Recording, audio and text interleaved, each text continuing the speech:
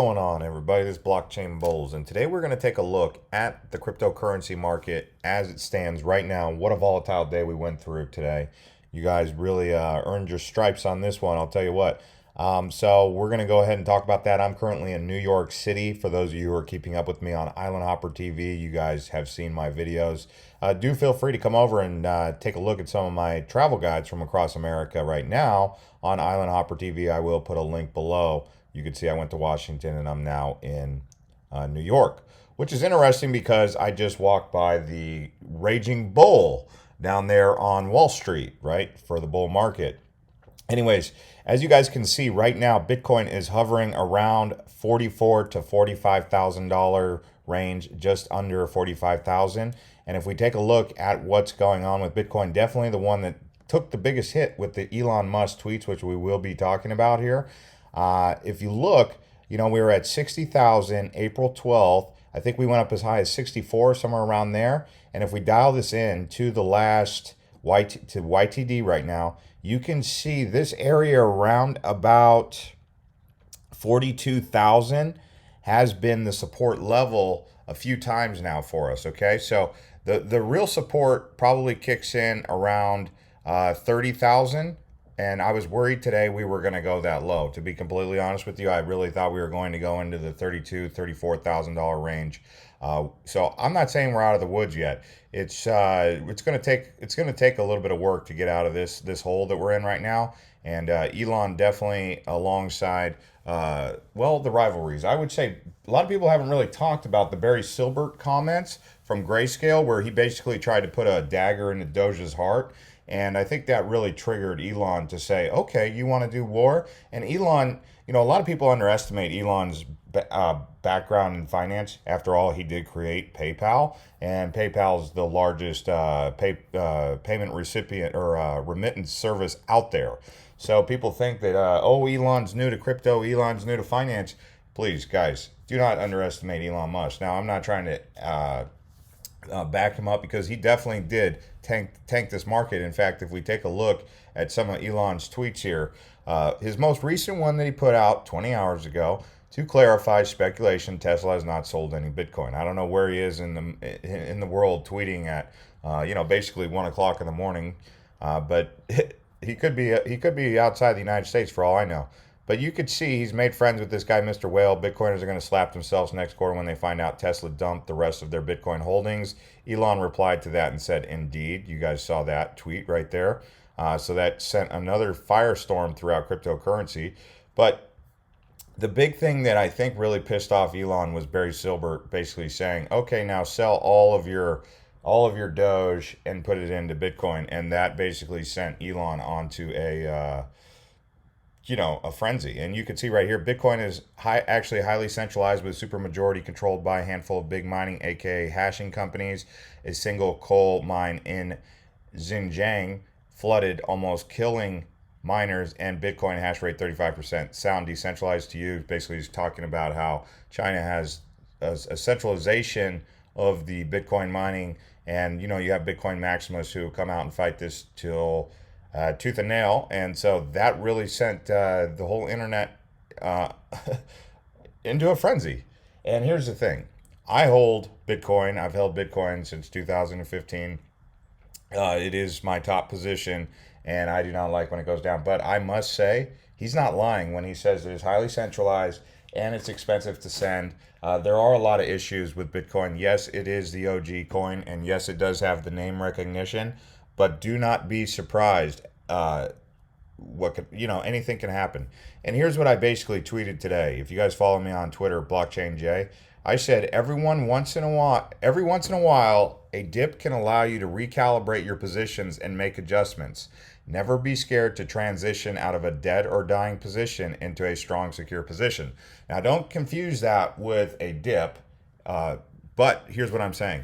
If you've been in a position for quite a while now, and you've noticed that it hasn't really moved, and it just appears to be kind of slowly but surely dying off, and it doesn't seem to be active on Twitter, and the team has kind of gone, silent, and they're not really interacting with you guys, get out of that coin, get out of that project. I've had to do it a couple times. Here's the thing. I say this all the time.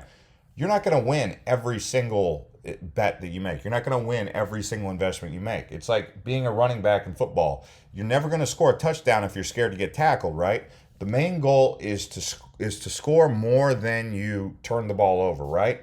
So you want to score more touchdowns than you get turnovers, interceptions, or fumbles, whatever you want to call it. But don't be scared to take a loss every once in a while. If you have to take a loss, and sometimes you could be down 10%. I mean, many of these positions, you guys have been up 5 times. So if you're down 10% and you know that the project's not going anywhere and you just sense it and you really want to get out of it, but you're like, oh, I can't take a loss. You could take a loss and it can even work for your benefit with the capital gains loss. Now, I'm not trying to give professional financial advice here. I'm just saying that's what I mean. It's like when it rains, the street gets cleaned out. You know, all those people that pee on the streets and throw up on the streets and oil and grease all over the roads. And then a rain comes through and flushes out everything and it kind of cleans everything up. It's like a spring cleaning. That's how I look at some of these dips sometimes. It makes you reflect on things that you should have already done that you've been putting off. And then when it comes, you get this opportunity to kind of spring clean your account. And that's what I'm basically talking about when I'm saying that. Now, here's some interesting news. Dave Portnoy, who is basically a troll, not saying that I'm not a troll, I guess, but this guy is a total troll. He's, flip-flopping. He says, I honestly didn't know there were guys like Wall Street Bets chairman who were petrified of SafeMoon. Why so scared? Just buy some and then you don't have to triple lock the doors and sleep with a bat under your bed worrying that SafeMoon is going to come steal your wife in crypto.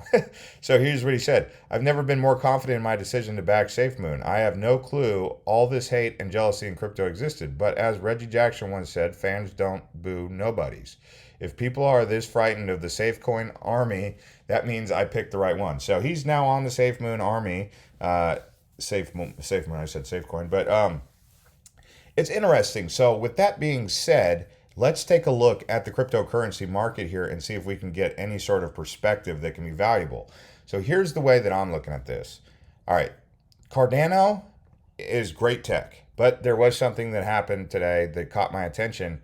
Charles was basically, Charles, he doesn't strike me as very confident. He's confident in his knowledge as an intellectual, but he doesn't strike me as confident to go to that high level that Elon's at. So he's sitting here, he's saying how to fix Doge for Elon Musk.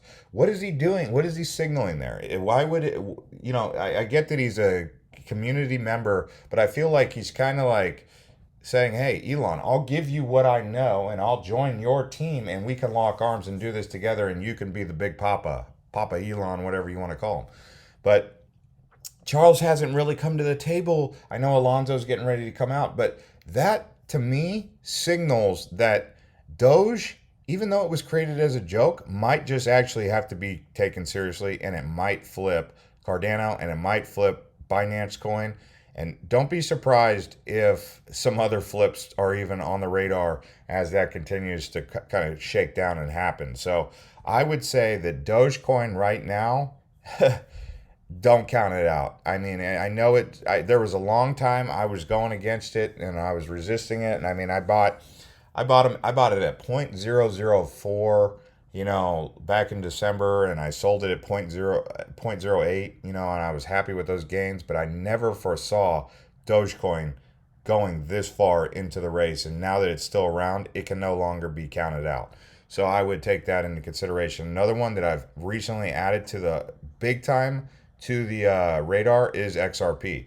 And actually, if you guys looked at the data, I don't have the chart in front of me exactly, but I believe that the fastest, most affordable transaction cost is with XRP, followed by Doge.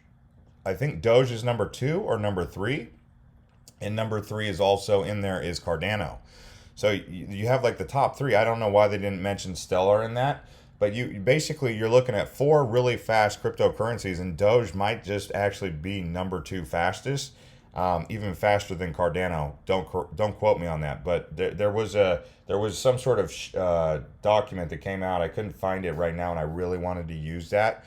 But do keep that in mind that if Doge is that fast and that efficient and affordable for processing transactions, things are real here with Doge, okay? And if Elon keeps getting developers to keep building and stacking into this project, Doge, it's no longer a joke. It might just actually be a legitimate cryptocurrency. And people always say, well, do you really think a project or something called Doge could be the currency of Earth? Well, what was a dollar? What was a dollar before it was a dollar, right?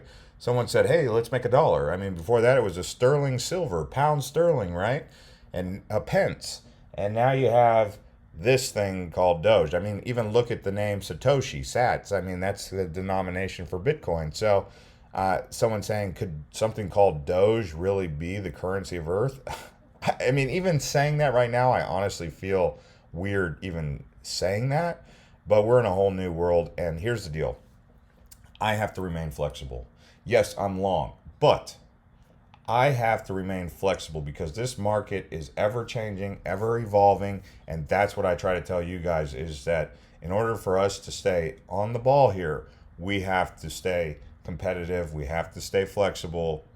Yes, we have to have a long-term vision, but we have to realize things can change really quickly, and we can't be so prideful that we can't make adjustments along the way. And that's what I wanted to say to you guys. So, welcome to Blockchain Bullz to all you new subscribers and new viewers. Hope you guys enjoy this, and we will see you guys on the next one. Please do subscribe and like the video if you guys enjoy videos like this. I'll try to do more live feeds, and don't forget to join me over on Island Hopper TV as I continue to make these videos and go around. Today I'm in New York. Tomorrow, maybe Boston, maybe Pittsburgh. We'll see.